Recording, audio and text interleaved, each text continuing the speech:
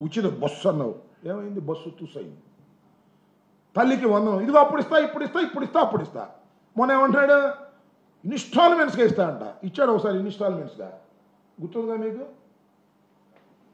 ఏది? రైతు భరోసా. రైతు భరోసా కాదు, రైతు రుణమాఫీ. ముందేమో సుప్తాగా ఇచ్చేస్తా అన్నాడు, తర్వాత ఇన్స్టాల్మెంట్స్ అన్నాడు, తర్వాత స్కేల్ ఆఫ్ ఫైనాన్స్ అన్నాడు. 3 బంగనాలు పెట్టాడు మొత్తం రాష్ట్ర ప్రజానీకానికి. ఇంత దుర్మార్గమైన కార్యక్రమాలు చేస్తూ ఇవాళ చంద్రబాబు నాయుడు గారు, అసలు నాకు తెలియకొడతానండి, చంద్రబాబు నాయుడు గారు మీకు పరిపాలన చెయ్యాలని ఉందా? మళ్ళా జగన్మోహన్ రెడ్డి అధికారంలోకి వస్తాడేమోనని భయం ఉందా?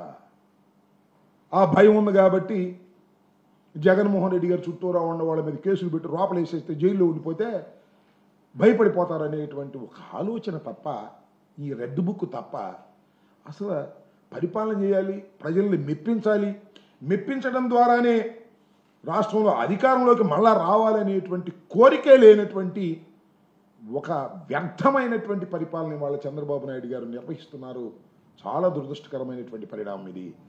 ఈ పరిణామం వల్ల రాష్ట్రం వెనక్కిపోతుందని మనం చేస్తున్నాం. నేను ఇందాక చెప్పిన లెక్కలన్నీ కూడా నేను సృష్టించినవి కాదు, వైఎస్ఆర్ కాంగ్రెస్ పార్టీ సృష్టించినవి కాదు. ప్రజలకు కొనుగోలు శక్తి పోయింది. జిఎస్టీ లేదు ఈ సంవత్సరం, గత సంవత్సరం కన్నా తక్కువ వచ్చింది. ఎందుకు వచ్చిందని అడుగుతా ఉన్నా. కొనుగోలు శక్తి లేదు ప్రజలకి.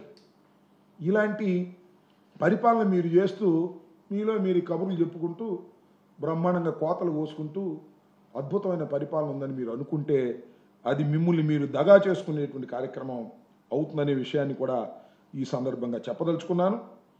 రాబోయే కాలంలో ఇంకా 4 సంవత్సరాలు మీకు అధికారం ఉంది. ఎవరు వద్దన్నా కాదన్నా ఆ చివరి సంవత్సరం తీసేయండి.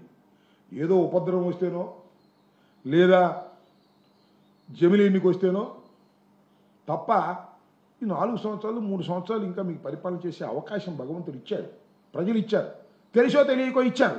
ఇవాళ వాళ్ళు తల్ల పట్టుకున్నా మీరు దిగరు, అది వేరే అంశం. అయితే ఇప్పుడైనా కాస్త బుద్ధి తెచ్చుకుని చేయండి అయ్యా.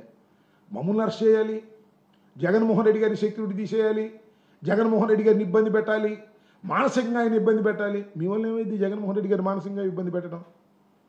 ఆయన హెలికాప్టర్ తీసుకొచ్చిన వాళ్ళని 4 సార్లు పిలవాలి. ఈ కార్యక్రమాలు తప్ప ప్రజలకు మేలు చేద్దాం, ఇచ్చిన హామీలు అమలు చేద్దాం అనేటువంటి ఆలోచనే లేనటువంటి, క్రియాశీలత లేనటువంటి పరిస్థితుల్లో తెలుగుదేశం కూటమి ప్రభుత్వం దిగజారిపోవటం చాలా దురదృష్టకరం. మీ అబ్బాయి కోసం రాష్ట్రాన్ని పణంగా పెట్టేసేసే కార్యక్రమం చేస్తున్నారు. ఇది చాలా ప్రమాదకరమైనటువంటి ధోరణి. ఇప్పటికైనా తెలుసుకొని వాస్తవాలను గమనించి, సరే ఇక నిరుద్యోగ వృత్తి ఇస్తా అన్నాడు, ఇంక దీనికే దిక్కు లేకపోతే తల్లికి వంద, నీకు 15,000, నీకు 15,000, నీకు 15,000 లేకపోతే ఇంకా నిరుద్యోగ భృతికి ఎక్కడ ఉంది? బూడిద. ఇంకా బూడిద. ఆదాయాలు లేకపోతే నిరుద్యోగ భృతి ఇస్తా అని మళ్ళా వాగ్దానం చేశాడు. అసలు చంద్రబాబు నాయుడు నేను తెలియకొడతాను, అసలు మీరు వాగ్దానాలన్నీ రాత్రి పడుకునే ముందు బాగా నిద్రపట్టిద్దారు అన్నారు కదా. ఒకసారి ఏమి ఇచ్చామో ఏం చేసామో ఒకసారి మనన చేసుకుంటే నిద్ర పట్టదు, ఏం లేదు. ఇంకా శ్రీమద్ రమారమణ గోవిందే మీ కళ వస్తుంది. ఇన్ని వాగ్దానాలు ఇచ్చి వాగ్దానాలు నెరవేర్చకపోతే మీకు ఏమి జరుగుతుందో తెలియగల వాళ్ళు మీకు గుర్తొస్తుందని కూడా ఈ సందర్భంగా నేను చెప్పదలుచుకున్నాను. ఇప్పుడైనా బుద్ధి తెచ్చుకొని సక్రమైన పరిపాలన చేయండి, కక్ష సాధింపులకు పోకండి. మీ కక్ష సాధింపులకు భయపడేవాడెవ్వడు ఇక్కడ లేడు. మీరు జైల్లో పెడితే జైల్లో ఉంటారు, శాశ్వతంగా జైల్లో ఉంటారుగా. బాలాజీ, ఆయన పేరు బాలాజీ అప్ప, బాలాజీ గోవిందప్పని జైల్లో పెట్టారు, శాశ్వతంగా ఉన్నాడా? ఉంటాడా? రాడా? ఎవరైనా వస్తారు. కాబట్టి జైల్లో పెట్టడం ద్వారా పరిపాలన చేయాలనుకుంటే దానికి తగిన శాస్తిని, తగిన మూల్యాన్ని ఈ రాష్ట్ర ప్రభుత్వం అనడం కంటే నారా చంద్రబాబు నాయుడు గారు లేదంటే మీ ఏకైక పుత్రుడు దానికి మూల్యం చెల్లించక తప్పదని ఈ సందర్భంగా చెప్పదలుచుకున్నాను. ఓకే.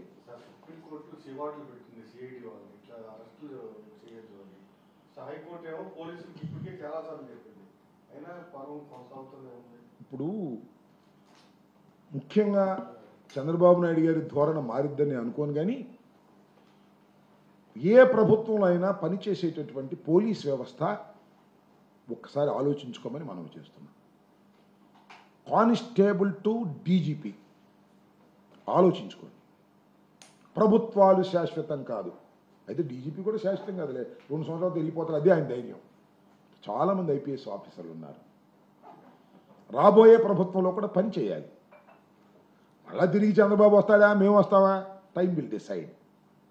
కొద్దిగా రూల్స్ ప్రకారం వెళ్ళండి అయ్యా. మనం చూసాం కదా, చిలకూరుపేటలో రజనమ్మ గారి కారులోంచి పట్టుకొచ్చాడు చొక్కా పట్టుకుని. ఏమైంది? 41 నోటీస్ ఇచ్చి పంపించాల్సిన కేసు అంత హంగామా చేయాలా? అంత హంగామా చేసి లాక్కొచ్చి తీసుకొచ్చి ఏం చేసావు? కోర్టులో పెట్టావు, కోర్టు వదిలేసింది, అంతే కదా. ఇవాళ సుప్రీంకోర్టు, హైకోర్టు చాలా సందర్భాల్లో చాలా ఘాటుగా విమర్శ చేస్తున్నా మీకు తోలు మందం అయితే మేము చేయగలిగింది లేదు. చంద్రబాబు మందం అంటే రాజకీయ ప్రయోజనం ఉంది, మీకెందుకండి? ఐపీఎస్ ఆఫీసర్లకి సరే డీజీపీ గారు వెళ్ళిపోతారు అనుకో, 1-2 సంవత్సరాల తర్వాత, సరే వెళ్ళిపోయినా చట్ట ప్రకారం ఆయన వ్యవహరించకపోతే పిలిపిస్తాం, అది వేరే విషయం.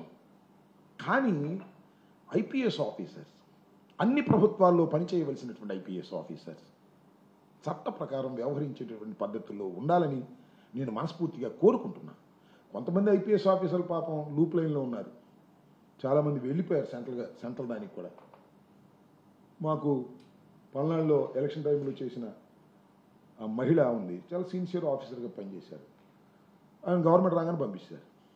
ఆమె పేరేంటి? మల్లికా కార్గ్. ఆమె ఎక్కడో లూప్ లైన్ పంపించేశారు.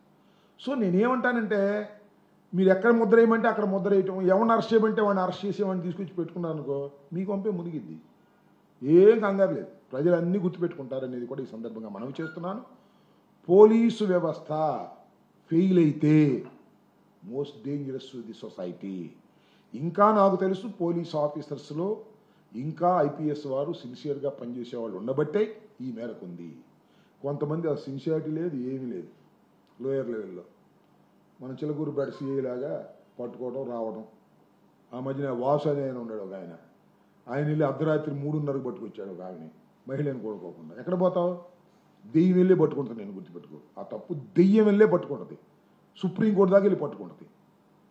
మహిళను తీసుకొచ్చి కొట్టారు చిలకూరుపేటలో ఒకసారి. ఎక్కడికి పోవి అన్ని రికార్డ్ అయి ఉంటాయి, వెంటాడుతానే ఉంటాయి మీ సర్వీస్ మొత్తం అనేది కూడా గుర్తుపెట్టుకోండి. కొద్దిగా జాగ్రత్తగా చేయండి. ఏదో మా లోకేష్ చెప్పాడు, ఎమ్మెల్యే గారు చెప్పాడని మీరు విరుచుకుపడ్డారనుకో, మీరు చట్టబద్ధంగా పనిచేయవలసినటువంటి అధికారు అనే విషయాన్ని మర్చిపోకండి. మీరు లైసెన్స్డ్ గూండాస్ కాదు, చట్ట ప్రకారం పనిచేయవలసినటువంటి పోలీసు అధికారులు. అది దాటి వెళ్ళారా దెబ్బతింటారనేది ఒక సలహా. పాటిస్తే పాటించండి, పాటించకపోతే పాటించే విధంగా న్యాయస్థానాలు చేస్తాయి. చేసే విధంగా న్యాయస్థానాలను అప్రోచ్ అయ్యేటటువంటి శక్తి, యుక్తి మాకుందని కూడా ఈ సందర్భంగా మనం చేస్తున్నాం.